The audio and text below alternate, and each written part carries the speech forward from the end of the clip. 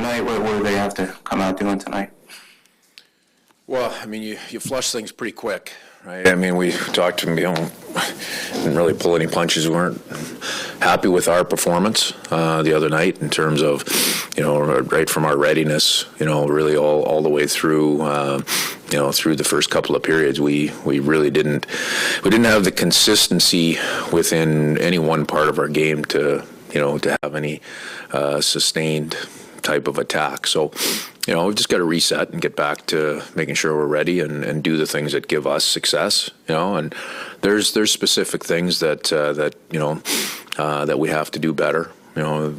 You look at the first couple of periods the other night, our forecheck was non-existent. I mean, we were either late getting there, disorganized when we did get there, or the puck was coming through us. So that's a tough way to play. You don't end up spending a whole lot of time in the offensive zone or having an opportunity to generate a whole lot. Instead, you end up playing without the puck and working to get it back. Is Dallas doing something to take away that forecheck, or is that just guys not? No, I mean they're a good team. I mean, they've got great ability back there. They've got D that move the puck well, but it's for us. There's certain areas that we have to do a better job in to give ourselves a better chance to be successful there. Dave, is that part of playing on your toes? The players talk a lot about that, being aggressive. Is it more an attitude, or is it tactical? Is it a little bit of both? Yeah, a little bit of both in that area. It's an easy statement to say we didn't like the pace of our game the other night. I mean, that kind of blankets everything. But it's more than that. Obviously, we're at our best when we're able to play with pace, to play fast, to use some of our quickness. But there's a lot more that has to go with that. You have to, you got to be organized as a group of five, and puck battles and tenacity is a big part of it as well. That comes into play when you start adding things up throughout a hockey game. We didn't win nearly enough of the 50-50 pucks 2 nights ago, so that's another thing that has to change tonight.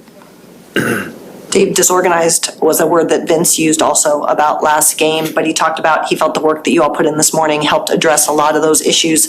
I know now is not a time to change a lot tactically. Is it film studies? Is it just reminding the team of how to execute? How do you re-dial back in? Yeah, you reset. I mean, you have nights where you're off, and I mean, you don't have to be off by much.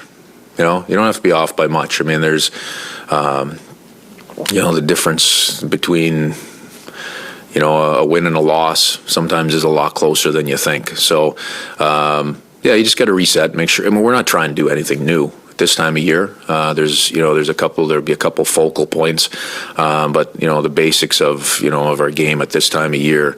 We know the blueprint. It's just a reminder, to make sure that we go out and execute it as a group of 5 guys. In some cases 6. Jay, with Jared, I know he kind of started in like almost a 4th line role last game and then kind of moved around the lineup a little bit. Is there a level of like trying to almost manage his minutes to kind of like make the jump back in a little bit easier for him? Well, he started in a spot that made sense for us. He started with Tanev and Donato. As we went through that game, we mixed and matched a lot of things. It wasn't just him. We didn't like some of the things that we were doing. We didn't like the way we were going, so we shuffled a lot of things. It wasn't just him. There's a piece of managing some minutes. I mean, he's been out for 2 weeks, so when you jump back into 5-on-5, to penalty kill, to power play, jumping right back in, we were mindful of that. But that's not something that's really top of mind. I mean, he's ready to go. He's him like everybody else. Jared's got to elevate his game and be better than he was the night before. But that's all of us. How much of a luxury is it that you have a guy like Ty Cartier that you've slotted in the top 6 role, who has done such a good job in that spot that you don't immediately have to kind of thrust Jared back into that spot? I mean, it's important. It's important for us to have, each one of our forward groups make sense and be able to contribute.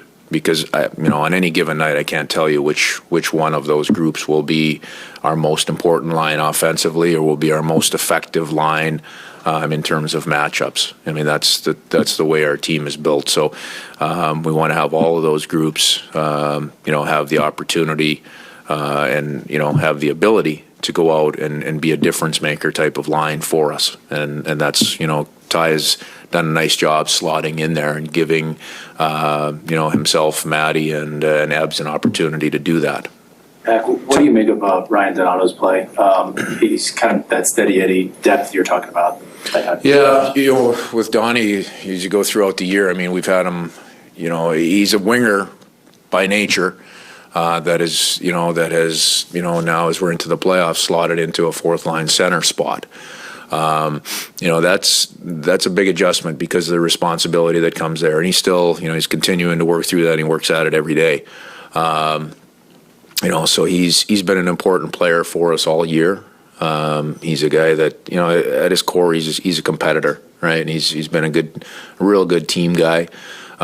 Whatever needs to be done, he's willing to dig in and work at it. So no different than any of the other 11 forwards that are in the lineup. We need him to do his job. We know he can provide a little bit of offense for us when the opportunity arises.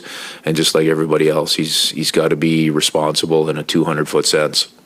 On Cartier, he's blasted a couple of guys off their skates the last few games in open ice. Is that his MO?